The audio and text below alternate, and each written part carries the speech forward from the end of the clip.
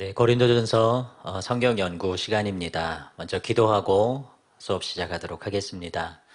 사랑의 주님 참으로 감사합니다. 오늘도 하나님의 크신 은혜와 사랑 가운데서 하나님의 말씀을 대할 때에 우리의 심령이 주님의 뜻 가운데 부복하게 하시고 그래서 그 뜻대로 온전히 행하는 자들이 될 수 있도록 은혜를 베풀어 주시옵소서. 하나님 더딘 우리의 깨달음들이 참으로 주님의 빛 가운데서 새로워지게 하시고 볼 수 있도록 또한 들을 수 있도록 은혜를 베풀어 주시옵소서. 감사와 찬양을 드리며 예수님의 이름으로 기도합니다. 아멘. 오늘은 성령의 은사와 관련한 바울의 가르침이 있는 12장에서 14장 말씀에 있는 몇몇 구절들을 다루도록 하겠습니다. 먼저 고린도전서 12장 2절에서 3절 말씀인데요. 봉독하도록 하겠습니다. 너희도 알거니와 너희가 이방인으로 있을 때에 말 못하는 우상에게로 끄는 그대로 끌려갔느니라. 그러므로 내가 너희에게 알리노니 하나님의 영으로 말하는 자는 누구든지 예수를 저주할 자라 하지 아니하고 또 성령으로 아니하고는 누구든지 예수를 주시라 할 수 없느니라.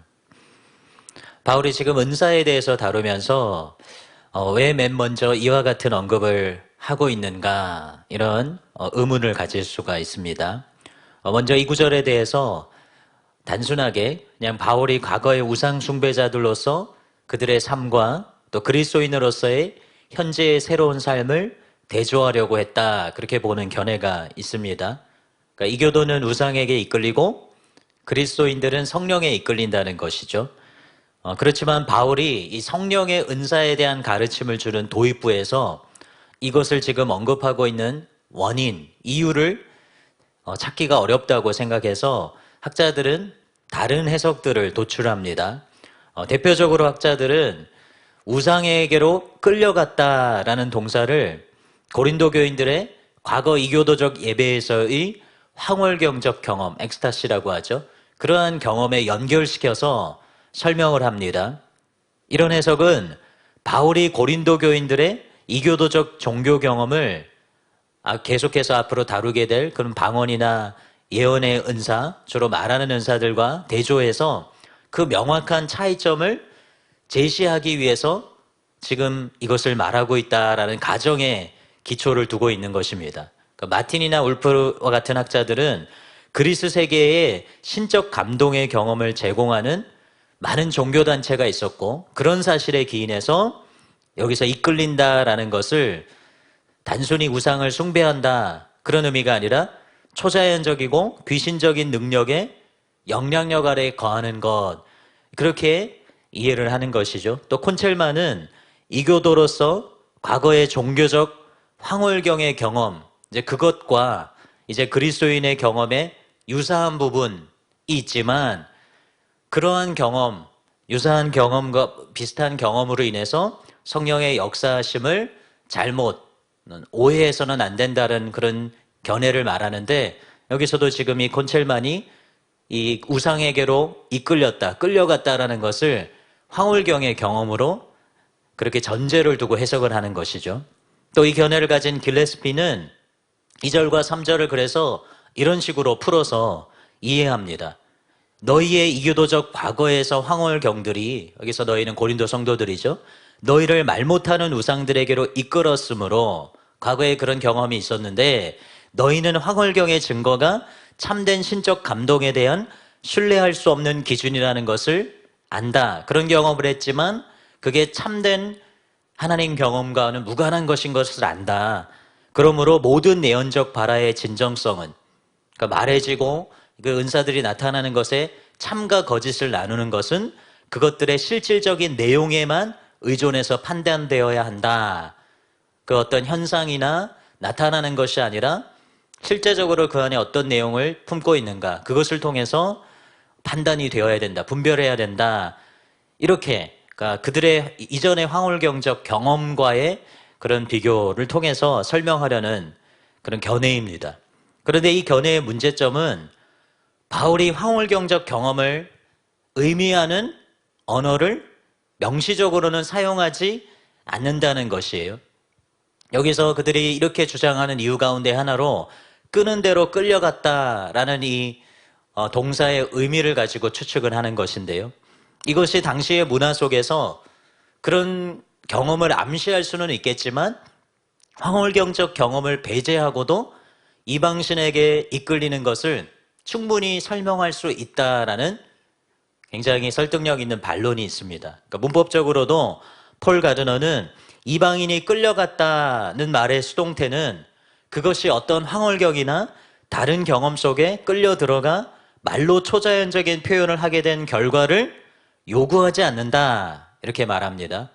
그러니까 이 끌려갔다라는 말이 황홀경적 경험만을 의미하지 않는다는 것이죠. 또 웨인 그루뎀도 끌려갔느니라 라는 분사가 황홀경 경험 속으로 끌려 들어간 것을 의미한다는 주장은 그 말의 다른 용법 속에 지지 증거가 전혀 없다. 그러니까 유사한 용례를 봐도 이것을 지지할 수 없다는 것이죠. 또 14장의 은사에 대한 가르침에서 보면 바울이 지적하는 것은 다른 사람들이 이해할 수 없는, 소통이 되지 않는 은사 사용에 대해서 지적하고 있는 것이지, 이 황홀경의 경험이 되어서 무의식, 의식을 잃은 그런 상태에 대해서 지적하고 있는 것은 아니라는 것입니다. 그러니까 소통이 되지 않는 상태를 무조건 이 황홀경적 경험과 일치되는 것 혹은 유사한 것으로 볼 수 있느냐? 그렇지 않다는 거죠. 문맥을 통해서도 이 우상에 대한 경험을 단순히 엑스터시 경험으로 이해하기는 어렵다는 것입니다. 그래서 이 단락에서 우리가 집중할 것은 이방인으로 있을 때와 믿는 자가 되었을 때에 드러나는 분명한 차이점이 무엇인가 하는 것이죠. 그러니까 바울이 여기서 집중하고 있는 것은 이방으로 있을 때는 말 못하는 우상에게로 끌려갔지만 믿는 자가 되었을 때는 살아계신 하나님의 인도를 따라서 우리 안에 거하시는 하나님이신 성령님의 인도를 따라서 말하고 또 행하는 자가 된다는 것입니다. 그리고 성령을 받고 성령의 감동을 따라서 행하는 자의 근본적인 특징은 예수님을 주님으로 고백하는 것임을 강조하고 있습니다.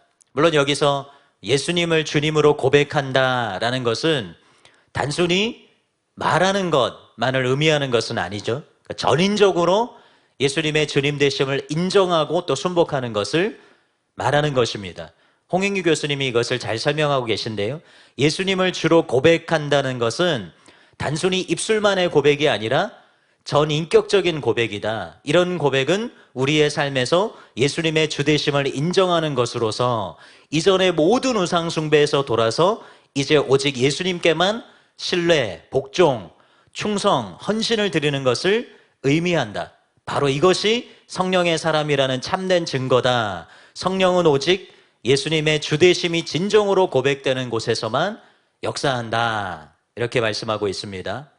한편 여기서 예수님이 주님이시다, 성령을 통해서 그렇게 고백하는 것과 대조되는 게 있죠. 바로 예수님을 저주할 자라, 예수를 저주할 자라 하는 것이 있습니다. 그래서 이것이 정말 실제적인 예시인지 아니면 그러한 것을 가정한 것인지에 대해서는 많은 논란이 있어요. 어떤 이들은 이것이 은사주의적 예배 동안에 황홀경 상태에서 누군가 내뱉은 외침이었다, 그렇게 추정하거나 또 핍박 가운데서 권력자들 앞에서 신앙을 부인하는 말이다, 그렇게 주장하기도 하는데 근거가 명확하지는 않습니다. 그리고 몇몇 학자들은 실제로 그런 일이 있었다면 바울이 상당히 강력한 방식으로 그러한 것을 중단해야 된다는 대응을 했을 것이 분명한데 지금 이 단락에서 그렇게 하고 있지 않기 때문에 이것은 실제적인 사건에 대한 예시가 아니라고 지적을 합니다. 고든 피나 리처드 헤이스는 이것이 가설적으로 반대 상황을 구성한 것이고 고린도 교인들에게 감명된 바라들이, 어떤 성령의 감동을 받아 이야기하는 바라들이 그들은 성령의 감동을 받았다고 생각할지 모르지만 모두가 성령에 의해서 감명을 받은 것은 아니라는 것을 상기시키는 역할을 한다, 그렇게 설명을 합니다. 또 슈라게라는 학자는 이것이 예수님은 주님이시다 라는 고백에 대한 단순한 수사적인 대조다, 그렇게 말하고 있어요. 첫 번째 견해보다는 두 번째나 세 번째 견해가 가능성이 크다고 할 수 있습니다. 그런데 여기서 이게 실제이냐, 실제로 이런 일들이 일어난 것에 대한 예시냐, 아니면 가설적인 구상인지, 아니면 수사적 대조인지보다 바울의 논의에서 중요한 것은 이런 고백을 하는 자는 성령으로 말미암은 것이 아니다라는 분명한 선언이죠. 정리해보면 이 서두의 바울의 가르침의 중요한 목적은 두 가지라고 할 수 있습니다. 한 가지는 예수님을 주님으로 고백하는 것이 성령의 내주하심의 증거다. 그렇기 때문에 이것이 확인되는 자는 비록 약한 지체라 할지라도 무시되어서는 안 된다는 것이죠. 그러니까 문맥을 잠시 살펴보면 지금 2절, 3절 바로 이어서 이어지는 12장의 내용은 한 성령을 따라서 각 사람에게 은사가 나누어졌고, 그리고 은사의 목적이 교회의 유익을 위한 것이라는 것을 말하고 있습니다. 그리고 더 큰 은사를 사모하라고 말하지만 또한 각자가 받은 은사와 상관없이 모든 지체를 중요하게 여겨야 한다는 것을 말하고 있습니다.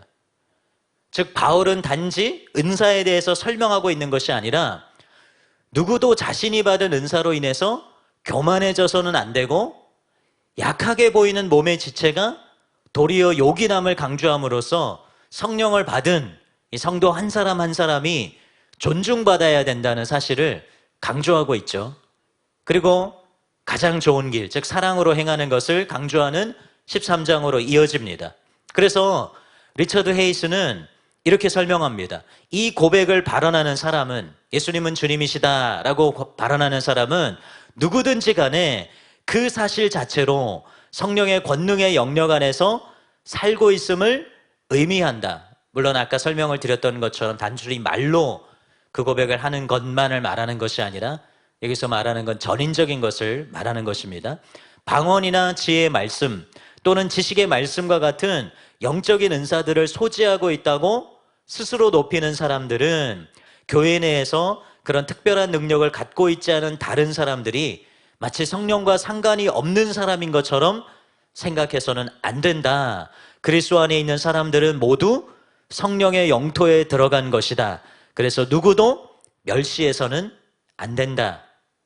성령의 은사들이 강력하게 드러나고 또 겉으로 모든 사람들이 볼 수 있는 확실한 은사의 그 나타남이 있는 사람들이 있는데, 꼭 그런 은사를 받은 사람들 뿐만이 아니라 그렇지 않은 사람들, 겉으로 드러나지 않은 그런 은사를 가진 사람들까지도 존중해야 된다라는 의미를 지금 이 처음에 서두에서 바울이 말하는 것이 성령으로 말미암아 예수님이 주님이시다라고 고백하는 것이 갖고 있는 첫 번째 의미라는 것이죠. 두 번째는 예수님의 주권을 부인하거나 그의 이름을 욕되게 하는 일체의 행위, 가령 이 바울이 예를 든 예수를 저주할 자라 이렇게 말하는 것 같은 이런 일체의 행위는 아무리 신비로운 것이 동반된다 하더라도 성령의 역사라고 할 수 없다는 것입니다. 즉 어떤 것보다도 예수님의 주권을 인정하고 순복하는 것이 성령 받음의 필수적인 요소고 또 명백한 증거라는 것이죠. 은사에 대한 논의를 시작하기 전에 지금 바울은 이 구절을 통해서 중요한 분별의 토대를 놓고 있는 것입니다. 여러 학자들이 이것을 말하는데요.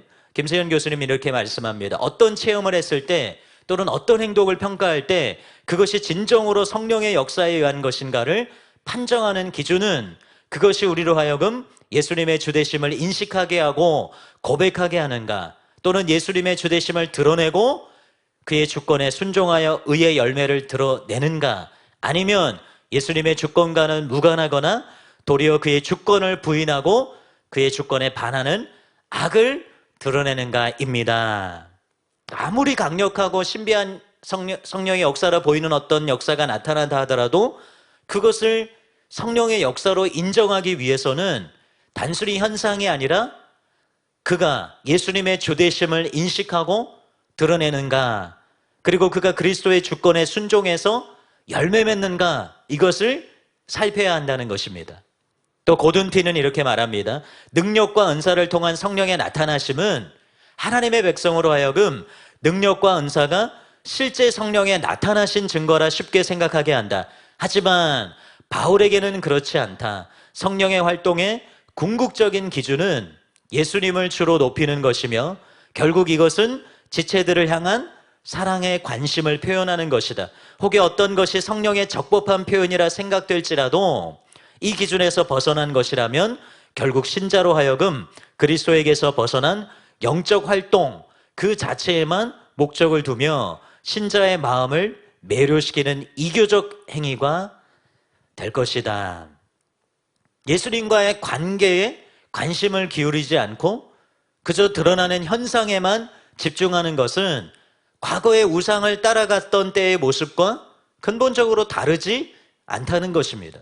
주권을 인정하고 그것에 순복하는 것, 그것이 반드시 있어야 그 현상이 성령으로부터 비롯한 것인지를 분별할 수 있는 중요한 기준이 된다는 것이죠. 웨인 그루뎀도 이렇게 말하고 있어요. 우리는 바울이 이 단원에서 말하는 은사에 대해서만 주목하고 있는 것이 아님을 알 수 있다. 비록 신앙 고백과 신성 모독은 말하는 행위이지만 그것은 그 사람의 삶에 성령의 역사가 있는지 없는지를 나타내는 기능을 한다. 만일 누군가가 예수님은 주님이시다 라고 고백한다면 그것은 그 사람 안에 성령이 역사하신다는 것과 한 몸을 이룬 그리스도의 지체라는 것과 그 몸의 유익을 위해 사용할 은사를 받았다는 것을 나타낸다. 만일 어떤 사람이 신성 모독을 하면 그것은 성령이 그 사람 안에서 역사하시지 않는다는 것과 따라서 그는 그리스도의 지체가 아니라는 것과 그때 그에게는 교회의 유익이 되는 은사가 없다는 것을 나타낸다. 이렇게 잘 설명을 하고 있습니다.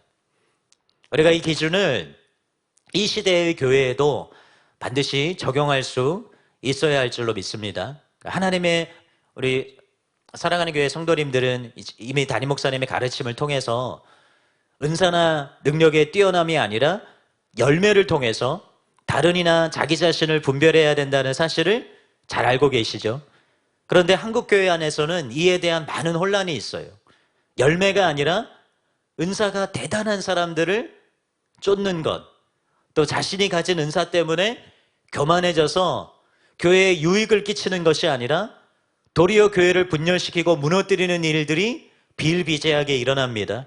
그러나 그가 진실로 예수님의 주권을 인정하고 따르는 자일 때에야 진실로 그가 하나님의 사람이고 그가 가진 은사가 교회를 세우는 일을 할 수 있다는 것을 알고 다른 일을 분별할 때나 또 자기 자신을 판단할 때나 이런 분명한 기준을 가져야 할 줄로 믿습니다. 이제 다음 구절로 넘어가도록 하겠습니다. 12장의 은사들에 대해서는 담임 목사님께서 너무나 분명하게 말씀해 주셨기 때문에 따로 다루지 않고요. 또 김동욱 목사님께서 성령과 그 은사 사역에 대해서 또 강의해 주고 계시기 때문에 따로 다루지 않고 또 13장에는 다룰 만한 내용으로 은사 중단론의 주된 논거가 되는 8절에서 12절 말씀이 있는데 이 부분 역시 담임 목사님께서 명확하게 정리해서 말씀해 주셨기 때문에 14장 말씀으로 넘어가도록 하겠습니다. 14장 21절에서 22절 말씀입니다. 봉독하겠습니다. 율법에 기록된 바 주께서 이르시되 내가 다른 방언을 말하는 자와 다른 입술로 이 백성에게 말할지라도 그들이 여전히 듣지 아니라 하였으니 그러므로 방언은 믿는 자들을 위하지 아니하고 믿지 아니하는 자들을 위하는 표적이나 예언은 믿지 아니하는 자들을 위하지 않고 믿는 자들을 위함이니라. 23절에서 25절까지도 함께 살펴볼 텐데요. 이 말씀은 이해하기가 매우 까다로운 구절입니다. 왜냐하면 바울이 22절에서 방언과 예언의 대상으로 하는 사람들이 23절 이하에서는 반대로 적용되는 것처럼 보이기 때문입니다. 23절에서 바울은 방언이 불신자들에게 유익이 되는 것이 아니라 도리어 방해가 되고 또 24절에서 25절에서는 예언이 불신자들의 마음을 돌이킨다는 것을 말하고 있어요. 그래서 바울의 설명에 따르면 방언이 믿는 자들을 위한 표적이고 예언이 믿지 않는 자들을 위한 표적이다. 그렇게 말해야 할 것 같은데 반대로 말하고 있기 때문에 혼란스러운 것입니다. 여러분들도 이 구절을 읽으면서 혼란을 많이 느끼셨을 거예요. 저도 이 구절 읽으면서도 바울이 왜 이렇게 말하지? 그런 의문을 많이 가졌었습니다. 학자들도 이 구절의 남해안 때문에 여러 해결책을 제시했는데요. 그 가운데 하나가 우리가 앞서 고린도전서 6장을 살펴볼 때 바울이 고린도 성도들의 견해를 인용하고 또 그것에 대해서 반박하는 형식을 취했던 것처럼 여기서도 이 2절, 22절 말씀을 고린도 성도들의 견해에 대한 바울의 반박으로 이해하려는 견해가 있습니다. 그런데 이러한 견해는 바울이 이 구절에서 고린도 교회 입장을 인용하고 그것에 대해서 반박을 하고 있다는 아무런 표시가 없고 또 그들의 입장을 반박하고 있지도 않기 때문에 적절한 해석이 될 수가 없습니다. 지금 23절을 보면 그러므로 이렇게 시작하고 있어요. 접속사 운이 사용되고 있는데 이것은 반의가 아니죠.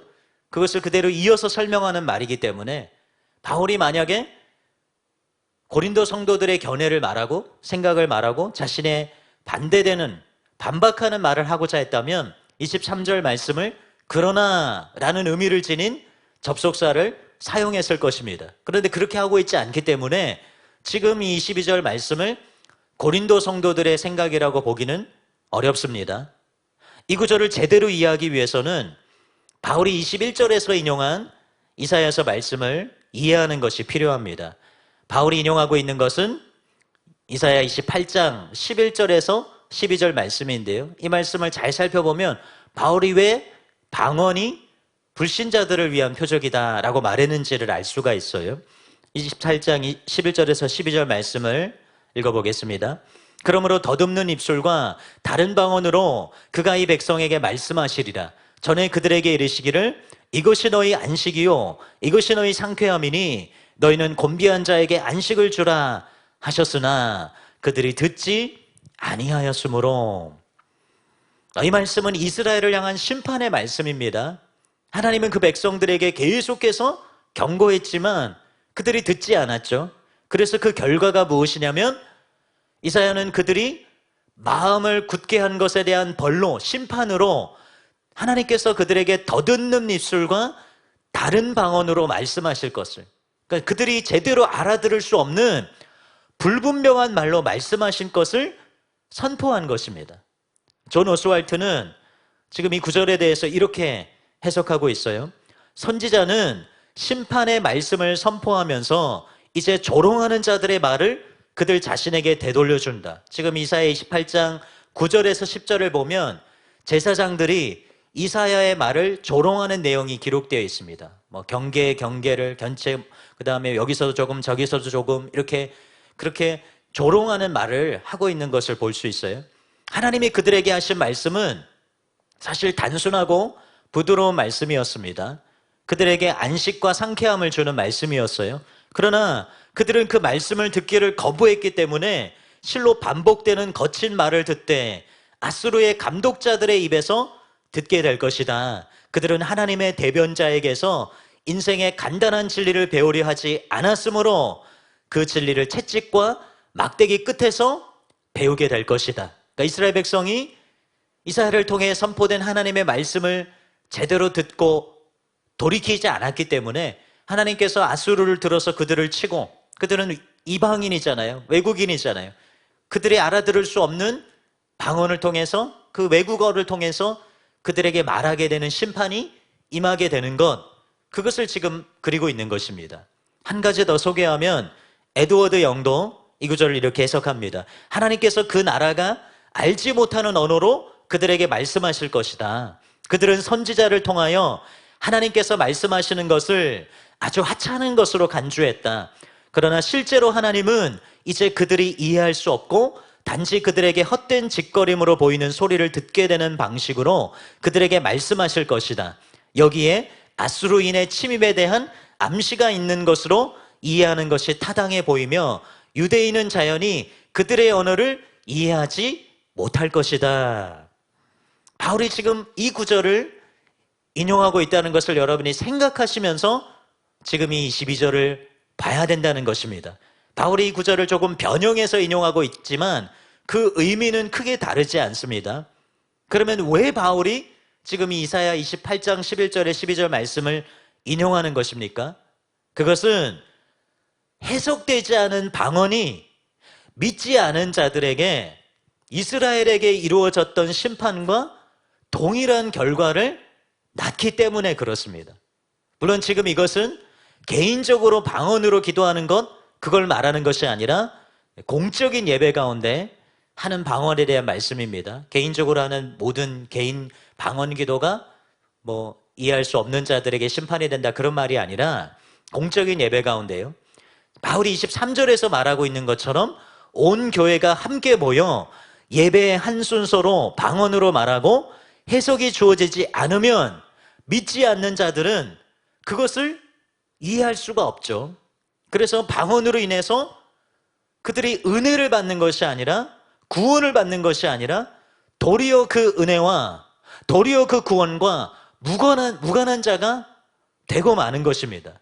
즉 그들에게 있어서, 이 믿지 않는 자들에게 있어서 방언이라고 하는 것은 긍정적인 의미에서의 표적이 아니라 부정적인 의미에서의 표적이 되는 것입니다. 이 구절에 대한 혼란은 성경에서 표적이라는 것이 긍정적인 방식으로 항상 기능한다라는 잘못된 방식에서, 잘못된 가정에서 기인하는 면이 큽니다. 개역 성경 번역에서도 믿지 아니하는 자들을 위하는, 이렇게 번역을 하고 있는데, 이 표현도 오해를 불러일으킬 수가 있어요. 왜냐하면 위하는 이라는 말이 긍정적인 뉘앙스를 가지고 있기 때문입니다. 그래서 이 구절에 대한 다른 번역본이 오히려 더 적합하게 해석하고 있다고 말할 수 있어요. 고린도전서 14장 22절에 새 번역으로 보면, 그러므로 방언은 신자들에게 주는 표징이 아니라 불신자들에게 주는 표징이고, 예언은 불신자들에게 주는 것이 아니라 신자들에게 주는 것입니다. 훨씬 더 객관적으로 묘사를 하고 있죠.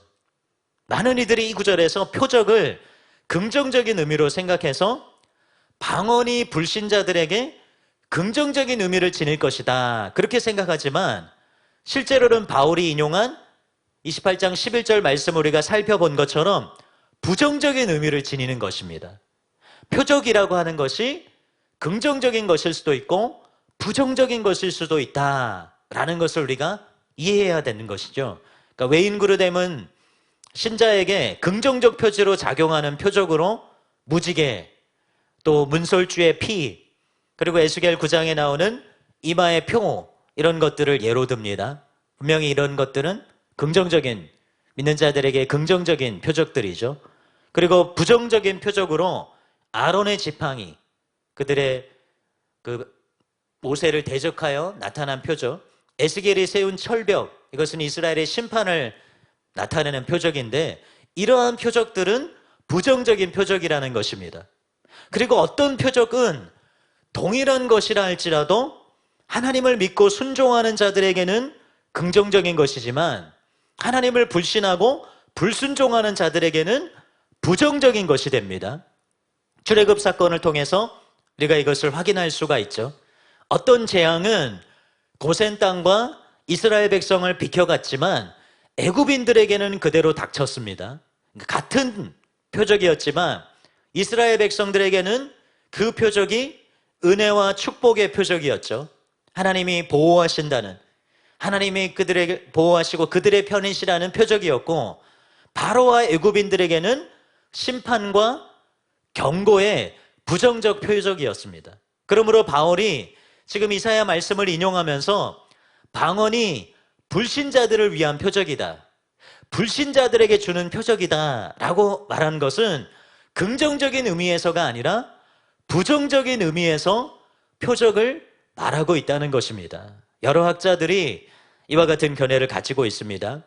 데이비드 갈런드는 표로서의 방언은 믿지 않는 자들과 관련하여 부정적 의미로 취해져야 하는데, 왜냐하면 이것이 이사야 28장에서 이스라엘 백성에게 그랬듯이 이것은 믿지 않는 자들을 그들의 불신앙 속에 견고히 하기 때문이다. 이것은 심판에 이르게 될 소회의 표다, 그렇게 말하고 있습니다.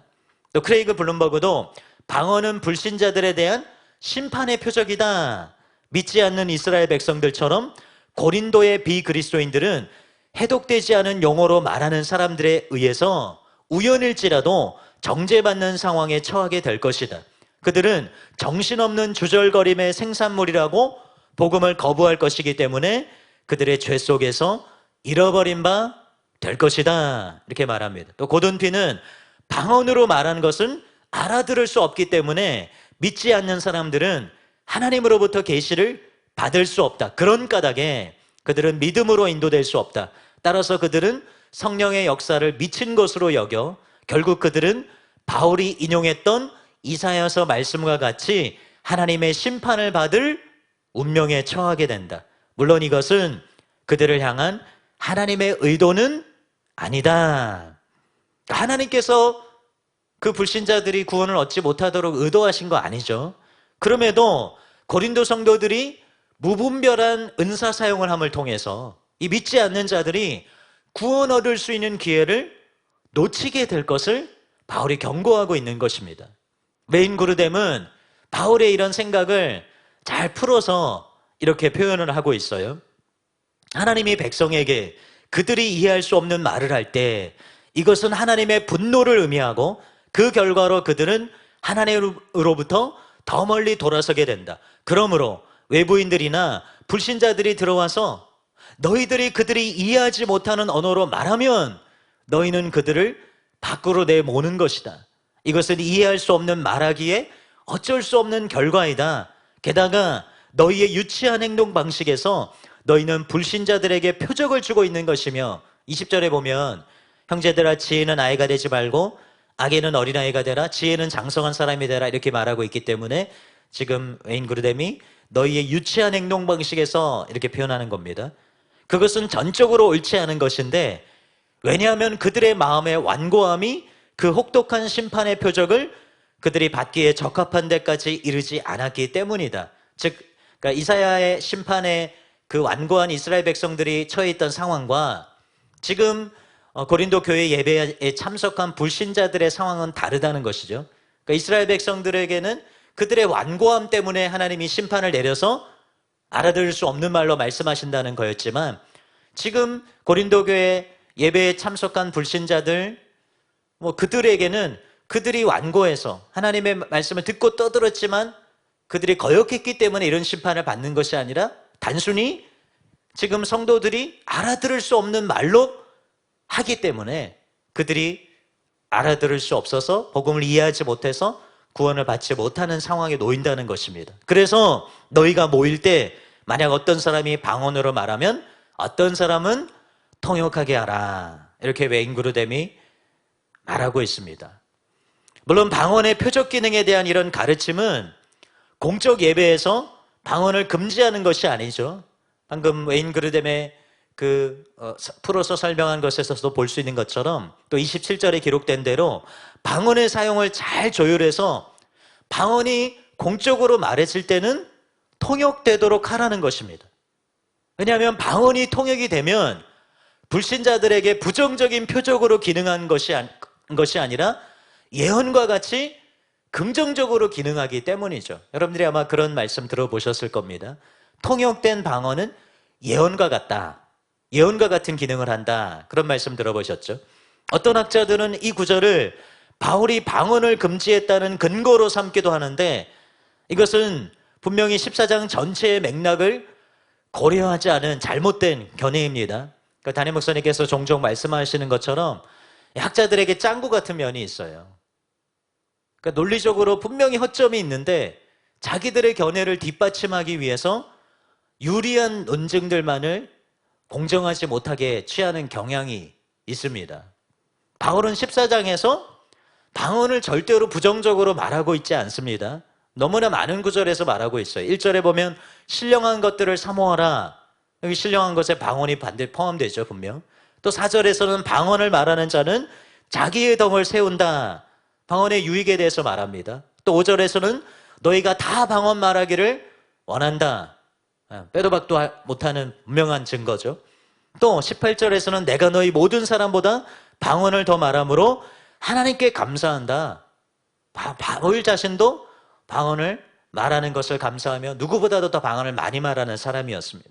39절에서는 방언 말하기를 금하지 말라 이렇게 권면하고 있기 때문에 바울은 방언을 부정적으로 제시하는 것이 아니라 도리어 큰 유익이 있고 또 적극적으로 행해야 될 것으로 권면하고 있습니다. 다만 방언을 사용하는 데 있어서 지혜롭게 그리고 교회와 다른 이들이 유익을 얻을 수 있는 방향으로 질서 있게 사용하라는 것을 이 구절이 말하고 있는 것이죠. 그런데 문제가 하나 더 남아 있습니다. 22절에서 예언은 믿는 자들을 위한 것이다 그렇게 말하고 있는데 지금 24, 25절에 보면 바울이 예언을 믿지 않는 자들에게 유익하다는 설명만을 하고 있기 때문이에요.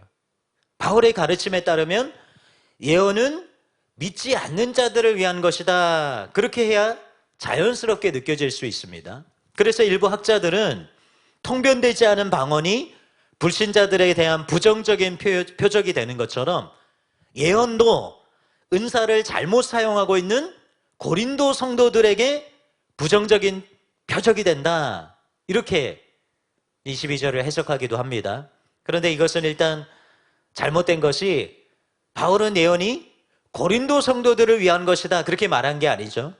믿는 자들을 위한 것이다 라고 말했기 때문에 바른 해석이 아니고요. 또 바울이 인용한 이사야 말씀, 여기서 이사야 말씀이 말해주는 게 뭐예요? 이해할 수 없는 말 때문에 방언이 심판의 표가 된다는 것이지 예언은 누구나 들으면 이해할 수 있잖아요. 그래서 예언은 지금 이 심판의 표적으로서 적용될 수가 없죠. 그래서 이것은 바른 해석이 될 수가 없습니다.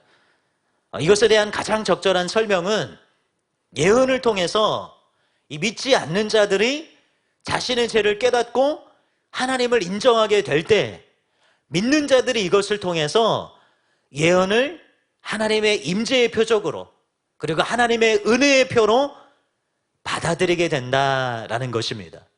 25절에 보면 예언을 통해서 불신자들이 하나님이 참으로 너희 가운데 거하신다 이렇게 전파하게 된다고 말하는데 이것은 예언이 믿는 자들에게 공동체 안에 거하시는 이 하나님의 임재, 하나님의 은혜로운 임재를 나타내는 표적이 된다는 것을 보여준다는 것입니다. 그래서 이 예언이 믿는 자들을 위한 표적이라는 것이죠.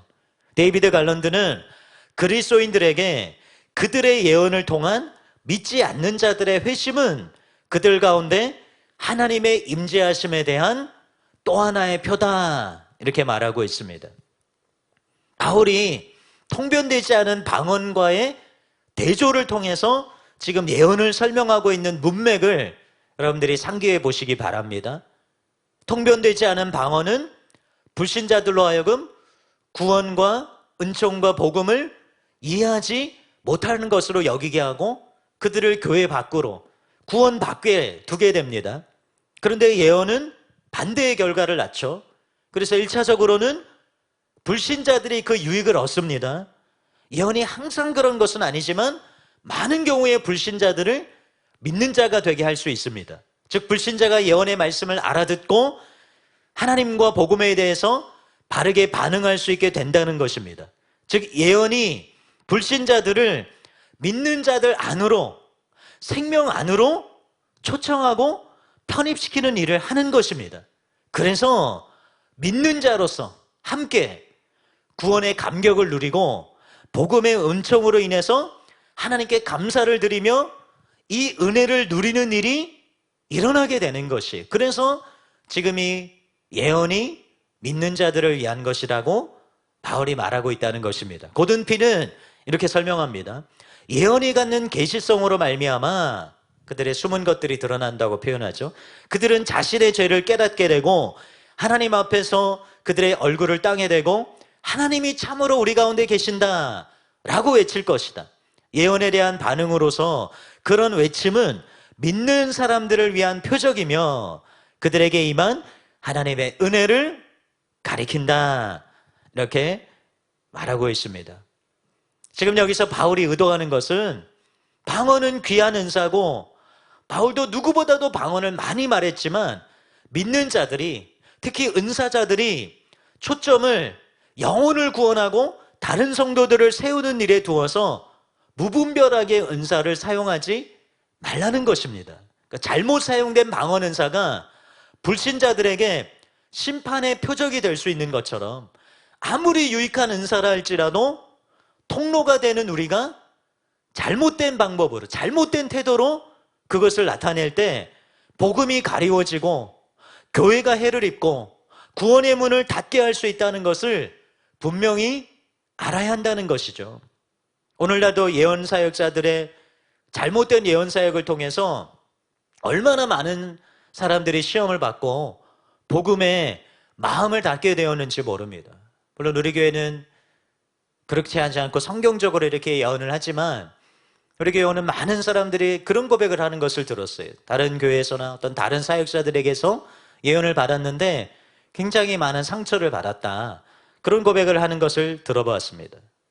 또 치유사역이 얼마나 중요합니까? 그런데 잘못된 치유사역을 통해서 많은 사람들이 몸은 치유되어도 영혼의 치유를 받지 못하는 일들이 많이 일어납니다.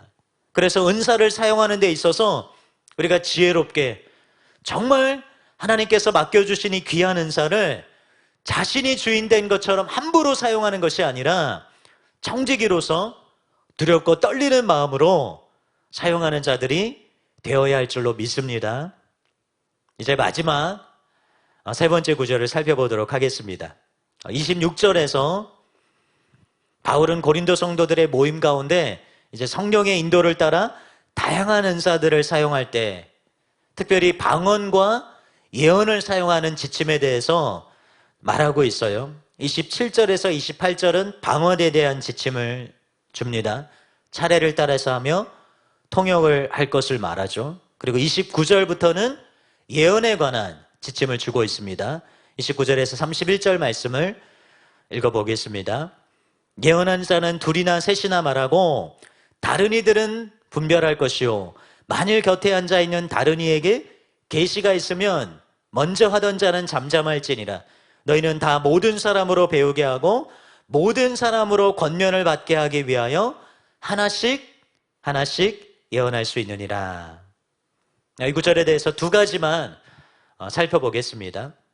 첫 번째는 여기서 예언을 분별하는 다른 이들은 누구인가 하는 것입니다. 29절 말씀에 다른 이들은 분별할 것이요 이렇게 기록되어 있는데 이 다른 이들이 누군가 하는 것이에요.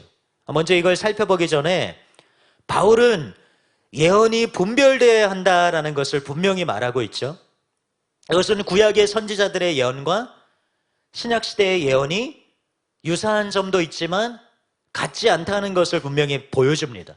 무엇보다도 구약의 선지자들은 예언이 틀리게 되면 그건 굉장히 심각한 문제였습니다. 그것은 그가 거짓 선지자라는 증거이죠. 그러나 신약에 예언하는 자들은 참된 성도라 할지라도 또 예언의 은사를 받았다 할지라도 예언이 얼마든지 틀릴 수가 있습니다. 그래서 모든 예언을 무조건 받아들이는 것이 아니라 분별이 필요한 것이죠. 그런데 여기서 분별하는 다른 이들은 누구를 가리키는 것입니까? 다른 예언의 은사를 지닌 이들인가? 아니면 영분별의 은사를 가진 사람들인가? 아니면 교회의 지도자들인가? 아니면 모든 성도들인가? 이런 여러 부류의 사람들을 생각해 볼 수가 있습니다. 몇몇 학자들은 여기서 언급한 다른 이들이 영들 분별함의 은사를 지닌 자들이다. 그렇게 해석합니다. 근데 왜 이런 견해를 갖냐면 고린도전서 12장 10절에 보면 영들 분별함의 은사를 할 때 이 분별하다, 영들을 분별하다 할 때 쓴 명사가 디아크리시스라는 용어예요. 그리고 지금 14장에 나오는 29절에 나오는 분별할 것이요 할 때 그 분별하다는 동사는 디아크리노라는 동사입니다. 근데 이 두 단어의 의미가 유사하기 때문이에요. 둘 다 평가하다, 식별하다, 구별하다 그런 의미를 가지고 있습니다. 그런데 이 두 용어가 유사한 의미를 지니고 있다라고 해서 그 주체가 같은 주체다라고 보는 것은 굉장히 합당하지 않은 그런 순진한 해석이라고 할 수 있죠. 바울이 영들 분별함의 은사를 지닌 이들만 분별해야 한다는 것을 말하고자 했다면 여기서 바울이 다른 이들이라는 보편적인 표현을 사용하지 않았을 것입니다. 또 바울의 다른 서신을 보면 데살로니가전서 5장 20절에서 21절에 보면 예언을 멸시하지 말고 범사에 헤아려 좋은 것을 취하고 이런 말이 있어요. 여기서 헤아리다라는 것이 바로 분별하다라는 의미죠. 그러니까 예언을 분별해서 좋은 것을 취하라고 말하고 있어요. 그리고 이러한 명령을 받은 대상은 단순히 영분별의 은사만을 가진 사람을 말하는 것이 아니라 모든 성도들에게 이것이 주어진 명령입니다. 그래서 여기서 다른 이들이라고 하는 것을 영들 분별함의 은사나 또 예언의 은사를 받은 사람으로 한정 지을 수 없다는 것입니다. 그러나 물론 이것이 예언을 평가할 때, 예언을 분별할 때 모임에 참석한 모든 사람들이 동등한 역할을 한다라는 의미는 아니죠. 미성숙한 사람들, 또 특별히 은사사역에 대해서 미숙한 사람들이 공적인 예언에 대해서 적절한 분별을 할 수는 없다는 것은 당연한 것입니다. 분명 이러한 분별에는 영적인 리더들, 또 성숙한 사람들, 그리고 예언의 은사와 영들 분별하는 은사를 지닌 사람들이 더 자주 그리고 권위 있게 참여했으리라는 것을 예상할 수 있죠. 그렇지만 예언의 분별은 어떤 특정한 직책이나 특정한 은사를 받은 자들에게만 제한되어 있다고 여길 수는 없을 것입니다. 그 증거 가운데 하나가 뭐냐면 우리가 예언을 모든 사람들이 받을 수 있다라는 것이 그 증거가 돼요. 그게 왜 증거가 됩니까? 왜냐하면 예언은 아까 말씀드린 대로 분별돼야 되는 것이죠. 우리가 예언을 받을 때 모든 예언을 취하지는 않잖아요. 담임 목사님 자주 말씀하시지만 공명이 되는 것만 취합니다. 그 얘기는 예언을 받는 사람이 비록 성숙한, 비록 은사를 받고 또 은사사역에 익숙한 사람이 아니라 할지라도 자기가 받는 예언을 분별할 수 있는 그런 능력이 그 안에 내재되어 있다는 것을 보여주는 것이죠. 자신이 받은 계시를 자기가 그 받은 예언을 분별할 수 있는, 비록 온전히 성숙하지 못하다 할지라도 주어진 진리 그리고 내주하시는 성령을 통해서 예언을 분별할 수 있다는 것입니다. 그러므로 여기서 다른 이들은 주로 성숙한 자들을 의미하는 것이지만 근본적으로는 회중 전체가 분별에 참여한다라고 보아야 하는 것입니다. 두 번째 질문은 조금 재미있는 질문이라고 할 수가 있어요. 여러분들 그런 생각 해보셨는지 모르겠습니다. 저는 한 번도 생각 안 해봤는데 웨인 그루뎀의 책을 읽다 보니까 이런 주제가 나오더라고요. 나중에 계시가 임한 사람으로 인해서 먼저 예언하는 사람이 잠잠하면 그럼 그 처음 받은 계시는 어떻게 되는가? 이런 의문이 생길 수가 있습니다. 그러니까 한 예언자가 계시를 받아서 예언을 하고 있어요. 그런데 회중 가운데 지금 다른 사람이 계시를 받습니다. 그럼 우리가 생각할 때는 지금 처음 예언을 하고 있는 사람이 말이 끝날 때까지 기다려야 될 것 같잖아요. 그런데 지금 바울의 지침은 조금 다릅니다. 나중에 계시를 받은 사람이 있으면 그거를 자기가 받은 계시가 있다는 것을 처음 예언한 사람에게 신호를 보내는 것이죠. 그러면 먼저 예언하던 사람은 멈추고 나중에 계시가 임한 사람이 말하라는 것입니다. 그러면 이 먼저 예언하던 사람이 받은 계시가 완결되지 않았을 때 그 계시는 어떻게 되느냐 하는 것입니다. 물론 우리가 어떻게 보면 이 궁금증이, 이 질문은 좀 사소한 것일 수도 있지만 이 지침에서 바울이 강조하는 것은 예언하는 자가 절제력을 발휘할 것과 그리고 성도 상호 간에 상호 존중이 필요하다라는 것이죠. 자신이 받은 계시를 어떻게 하든지 성도들이 들어야 한다고 생각하고 무조건 전하고자 해서도 안 되고 또 다른 이가 받은 계시를 무시하고 폄하해서도 안 됩니다. 그래서 이것은 1차적으로 예언하는 자의 바른 태도를 보여주는 것이죠. 그러면서 동시에 신약시대에 예언하는 사람이 받은 계시의 성격을 보여주는 것이기도 합니다. 만약에 구약시대의 선지자가 하나님으로부터 전하라고 계시를 받고 그걸 전하지 않는다면 그것은 심각한 문제가 될 것입니다. 그렇지만 신약시대에 예언하는 자의 계시는 그와 같은 중요성을 지닌 것은 아니라는 것입니다. 바울의 이 지침은 신약시대에 예언하는 자의 예언이 구약시대의 선지자와 같은 절대적인 권위를 지닌 것이 아니라는 것을 분명히 보여주는 것이죠. 그래서 예언하는 자들이 자신이 받은 계시에 대해서 절대적인 확신을 갖거나 특별한 권위가 있다고 생각하는 것, 자신이 받은 계시에 사람들이 반드시 주목해야 된다. 주목하지 않는 것에 대해서 마음이 상하는 것은 잘못된 것입니다. 웨인 그루뎀은 이렇게 설명하고 있어요. 만일 신약 성경의 예언자들이 그들이 하는 말 그 자체에 하나님의 절대적 권위가 부여된다고 여겼다면 이 절은 이해할 수 없을 것이다. 바울이 어떻게 하나님의 말씀이 벌어지도록 지시할 수 있겠는가? 그러나 만일 신약 성경의 예언자들이 하나님이 그들의 마음에 생각나게 하신 것을 전하기 위해 단지 인간의 언어로 말하고 있었다고 여겨졌다면 바울의 가르침은 매우 합리적일 것이다. 다수의 성도가 예배에 기여할 것들을 보유하고 있었는데 제한된 시간밖에 없었다. 그러므로 다양한 기여를 통해 예배에 참여한 모든 성도가 어떠한 방식으로든지 덕을 세움을 받도록 하기 위해 가급적 많은 사람들이 기여하도록 허용되어야 할 것이다. 하나님은 질서의 하나님, 또 평화의 하나님이십니다. 그리고 하나님은 모든 것을 아는 분이시며 성도들이 들어야 할 주님의 음성을 주시는 선하신 하나님이십니다.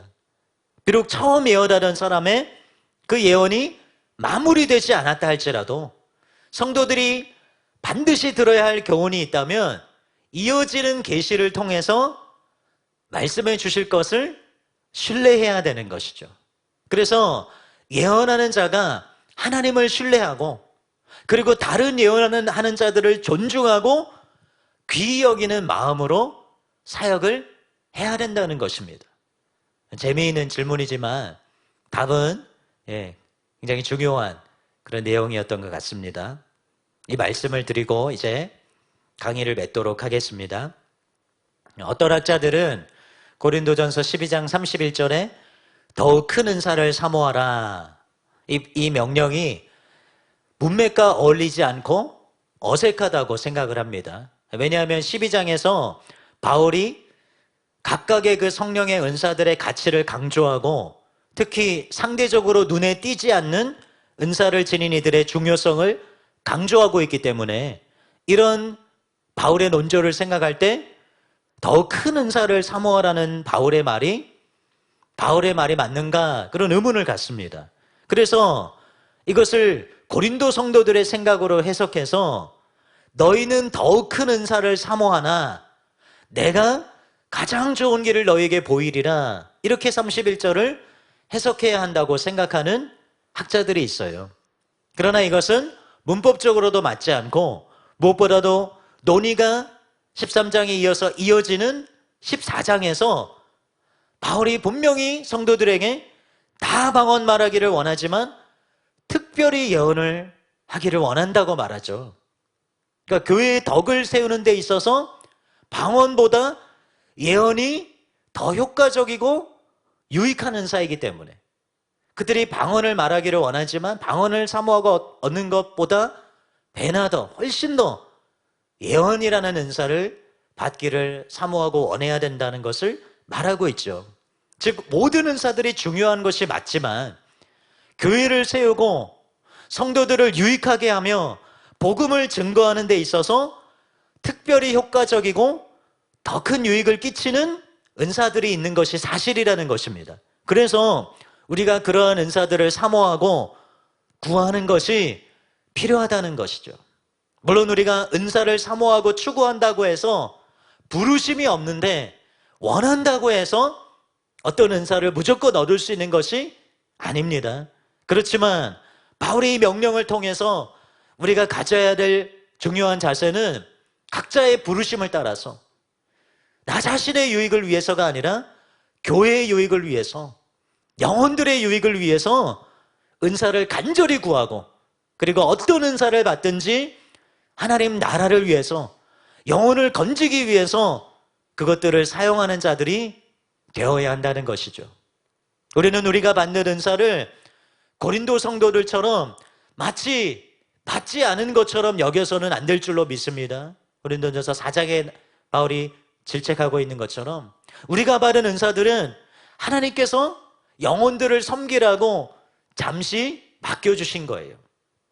그러면 겉옷에 대한 이야기를 많이 들어보셨죠.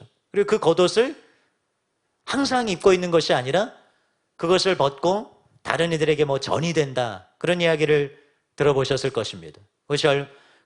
그것이 실제로 이루어지는 것이든 이루어지지 않는 것이 우리가 명확하게 알 수는 없다 할지라도 분명한 것은 그것은 우리의 것이 아니다. 그것은 하나님이 선물로 주신 것이고 우리는 청지기로서 그 은사들을 하나님을 섬기고 영혼들을 섬기기 위해서 겸손하게 사용해야 된다는 것입니다. 그것으로 인해서 마음이 높아지거나 또 교만한 태도로 은사를 사용해서 주님의 이름을 부끄럽게 하고 구원의 문을 닫는 자들이 되어서는 안 된다는 것입니다. 또한 우리는 우리가 받은 은사가 드러나는 것이 아니라 작은 것, 작게 여겨지는 것이라 할지라도, 보여지지 않는 것이라 할지라도 은사의 크기나 그 인정받는 것에 마음을 두는 것이 아니라 그로 인해서 얼마나 하나님 나라와 영혼의 유익을 끼쳤는가, 그것을 하나님께서 판단하실 것을 알고 정말로 우리에게 주신 그 은사, 작은 것이라 할지라도 감사함으로 하나님을 섬기고 영혼들을 섬기는데 충성되게 사용하는 자들이 되어야 될 줄로 믿습니다. 얼마나 은사가 중요한 것입니까? 방언, 모든 사람들이 받는 것이기 때문에 사소하게 여길 수 있지만 그것은 하나님과 소통하는, 하나님과 소통하여 하나님과 비밀을 나누는 너무나도 소중한 은사죠. 또 여러 은사들이 바울이 말한 대로 드러나지 않는 것이지만 그러한 은사들의 섬김이 없다면 교회는 제대로 기능할 수 없을 것입니다. 그래서 우리가 어떤 은사를 받았든지 그것 때문에 마음이 높아지거나 교만해질 것이 아니라, 또 그것 때문에 위축되거나 자신을 폄하하는 것이 아니라 정말로 어떤 부르심, 어떤 은사를 받았든지 나를 위해서가 아니라 하나님 나라를 위해서, 또 영혼들을 구원하고 그들에게 생명을 얻게 하는 일을 위해서 충성되게 우리의 은사를 사용하고 하나님을 섬기는 저와 여러분들 되어야 될 줄로 믿습니다. 강의는 여기서 마치고요, 기도하고 강의 마치도록 하겠습니다. 사랑의 주님, 참으로 감사합니다. 오늘도 하나님 말씀을 통해서 우리의 심령을 깨우쳐 주시고 하나님의 뜻, 하나님의 마음을 알게 하시니 감사를 드립니다. 하나님, 우리에게 주신 그 귀한 은사들을 통해서 참으로 우리가 우리 자신을 위해서 사는 자들이 아니라 하나님 나라를 위해서, 교회를 위해서, 영혼들을 섬기고 살리는 일을 위해서 힘쓰는 자들이 될 수 있도록 은혜를 베풀어 주시옵소서. 하나님, 우리가 어떤 은사를 받았든지 정말로 예수님을 우리의 주님으로서 고백하며 섬기는 자들이 되어야 될 줄로 믿습니다. 그래서 참으로 이것이 성령께서 주신 것으로 영혼들을 섬기는 자들이 되게 하시고, 또한 주님, 우리가 어떤 은사를 받았든지 그것으로 인해 마음이 높아지거나 그것으로 인해서 주님 잘못된 태도를 나타내는 것이 아니라 참으로 하나님 나라를 겸손한 마음으로 섬기며 주님의 뜻을 다 이루는 자들이 될 수 있도록 참으로 영혼을 섬기기 위한 큰 은사들을 사모하고 또 그것을 받았을 때 충성되게 행하는 자들이 될 수 있도록 은혜를 베풀어 주시옵소서. 감사와 찬양을 드리며 예수님의 이름으로 기도합니다. 아멘.